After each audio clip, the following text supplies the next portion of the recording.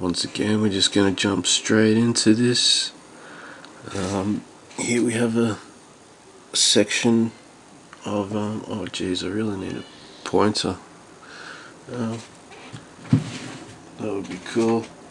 Getting up to Roger's status with that sort of stuff going on. So what you're looking at here is a comparison between the Last Supper and picture on the artifact we've been analysing from the tomb of Tutankhamun. Okay, so what we're looking at here are two utterly divided pieces of artwork. Now the divide has come to a lot of people's attention in the alleged code in Da Vinci's work. Once again, the Masonic orders kind of try to claim everything for themselves. Yeah, they don't tell you anything, and they think you're all stupid and unworthy. Like, we know that's just a complete lie. Yeah. So I'm going to tell you stuff that these guys have been keeping secret from you. The mail order. Okay, so where can we go with this? So it's definitely divided. There's a purpose. It's done intentionally. With this, we're following angulation of the painting here, and there are definite angles that are followed. Actually, it's not a painting. I think it's a mosaic piece. Gotta love those mosaics. So yeah, there's a crack running through here. We can look at that as like a natural decay, not intentional, but if you look closely, the panel is also divided. Okay, so we have two divided panels. Like, why is this done now? We're gonna not ignore things like has been done for the benefit of agendas and stuff. Okay, so looking at this divide, now the story goes, before I go on, like this crack along here, we know in construction, it is good to have like some sort of divider or spacer, so if the building moves or or expansion and retraction over time, there's a bit of leeway, and if it is going to break, then it's going to break along a certain safe area. So we could be looking at something that has a control. It's showing control over a natural force, such as entropy, a controlled takedown, if you will, or something that is made to break. Do you get me? It's speaking volumes. It points to something. Like, it doesn't have to be direct. You can have a lot of points pointing to one particular point, and that's what I believe is being achieved here. So, to the Last Supper, the more modern version of this separation of species. Now, why? We all know. Okay, this is how the theory goes. The Cathars had extra biblical text that explain how Jesus and Mary Magdalene, the prostitute, ex-prostitute, I would hope if they're starting a family in this story, ran away together and created this bloodline, and the Masons try and claim the holy bloodline, and like, yeah, whatever. We all know all the lodges have been infiltrated. So yeah, it's not what it used to be in these like original times. It's something completely inverted. Yeah, don't get duped. So Da Vinci. Now some say Da Vinci's trying to convey a Cathar belief. It's been made very popular in recent history. In Europe, this was known for hundreds and hundreds of years. I mean, the West just made a pop culture, like, they love it, they love a good conspiracy. But these things have an agenda behind them too.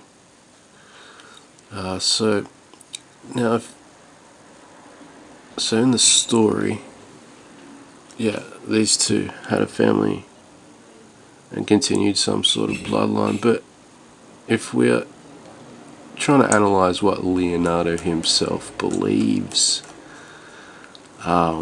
and if we're going to take his word for it, and if he has like included this in the story to try and tell us like this is what happened, like why would he create an utterly divided painting which speaks volumes about a separation between these two? And why also, if this was supposed to be the consort of Jesus, is she consorting with another one of the disciples very closely and intently? Now the truth of the matter is, in its entirety, is that Leonardo is not being specific to the stories. He is using the characters of these stories to tell his own story. Okay, and we're going to look at exactly what that is. Now I'll show you something. Actually, I won't go to those pictures, but okay, now there's subtleties. We have like a hand here. Now, why would, what are they talking about? What's been discussed? We can, like, he's doing two things at once here. Like, we know at the exact moment this is depicting is when Jesus tells the disciples that it's no go, like, and they're all shocked. So that's the moment it's depicting, and these two are kind of consorting here, and we know it's a female because anyone with half a brain in Europe, even hundreds of years ago, knew that that was a female tunic she's wearing, and there was discernible breast curves. Now, this is another painting that would be called heresy, but it was in a secluded place. It was done under the protection of a particular duke. So this is where it's been able to remain. Okay, back to this. It does get fairly complicated, and the reason we're looking at Egypt is we're being pointed to. Now, if you look closely at Egyptian family depictions, any sort of with deities, there'll be a hand. There'll be a hand slightly touching the person there of their closest consort. It'll be a hand on the shoulder. I don't know if you believe me. Maybe you like to see these things for your own selfish self. I don't know if I could pull one up for you. Maybe I could, maybe I couldn't. So yeah, we've got that. Now I'm going to show to you why Da Vinci is not conveying a Cathar belief. The Cathar being those that held the belief of a male and female deity, Jesus and Magdalene, continuing a bloodline. Now, the reason why the Catholic Church would want to stamp this out, and they erased a whole people or a whole race, yeah, because of this belief. Why would they do this? Well, there is a simple reason. So when you look at a god and goddess figure, you're showing two balanced sides of consciousness, psychology, etc. But when you just have a male order like the Catholic Church, it's completely based in left brain, the non-divine feminine, right brain higher thinking. So yeah, it's not good for their agenda to have these balanced thought forms in the psychology of the masses, and which stems from religion, which now too has degenerated. But this is a depiction of Tutankhamun as well, and Nanoxonomon, I'm pretty sure. It's just an artist's copy. This picture does exist, but so we see the hand. So this is Da Vinci telling us to look at Egypt. Is obviously familiar with the subtle expressions of Egyptian didactic art. Art that's trying to definitely communicate something. Very familiar with it indeed. So going back to the Last Supper, let's look for more of these. If there's one, there's going to be another, okay? It's not just isolated incidences of phenomena in the painting that don't have correlation with other parts of it, okay? It has to match, the dots have to join, okay? So, the floating hand, that's another myth. Here we see it attached, so I'm not... okay, the painting's been reworked. The original sketches showed the hand is definitely attached. It's not just a random floating hand with a knife in it. But the original sketches do show the rear hand in an awkward position. Now this awkward position is something else that we have to look at. Now it could be that, okay, we'll find another excuse. He's hiding the knife. Yeah, maybe. But if we look at it at its entirety, we have one hand facing forward, one hand facing back. Now to me, well, this is exactly what it told me, that, it's another Egyptian subtlety, and to look to Egypt to find what's really going on here. And so there's so many comparisons that can be made to things in the tomb of Tutankhamun, however you want to say it, to Da Vinci's work and Egyptian stuff in general, and that's why I think he actually knew about this science just by looking at probably Egyptian artwork, I don't think, because there's absolutely no way in hell he would have known about the things in a 3,000-year-old tomb that hasn't even been opened yet. I mean, he was good, but but yeah, he's showing the true divine line.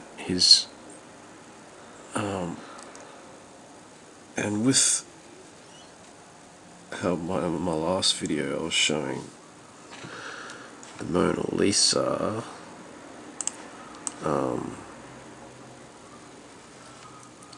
where is she? I don't know. Let's ignore her for now anyway. Okay, I showed how the Mona Lisa was constructed using various models to show similar facial structures to people most closest to Da Vinci, including himself, and how they recently discovered in the last 10 years or so that deja vu is a result of structural familiarity that gives the brain some sort of strange recall. That is, when the one structure is basically the same as another, but you don't consciously recognize it.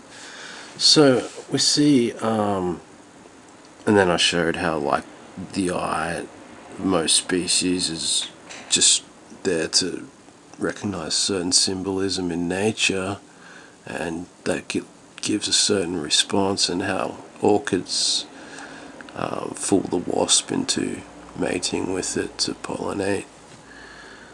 So we're looking at what we're going to have to look at now, after Da Vinci's told us this, is why this is happening in the human world. Why Da Vinci is telling us that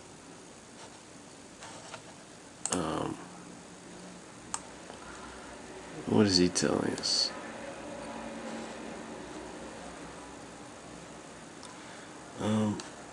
Basically that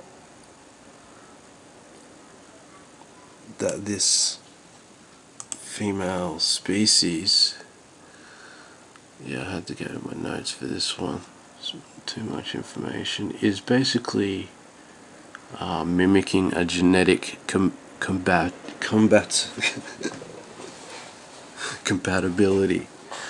Now, why would something on one level be mimicking a genetic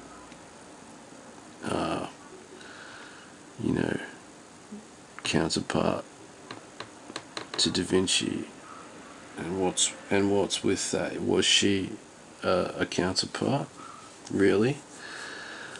And I say no, because we've been shown things that are basically showing this flaw in human perception, something lacking in human perception, with Da Vinci's overall technique of sfumato, which means to dull down. Show in all his paintings, he developed this style himself to explain that. He's showing weakening genetics, entropy, things like that. Basically, the world grows pale. So yeah, I'll leave you with those thoughts, but what we're going to do probably in the next video is analyze the specific, what is being told to us about her genetic code, the female counterpart.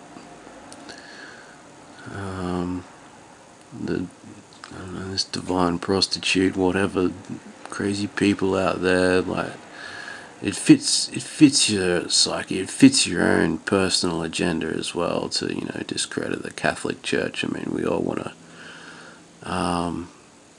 take that down, restructure, reform the churches. I'm sure, I know I do.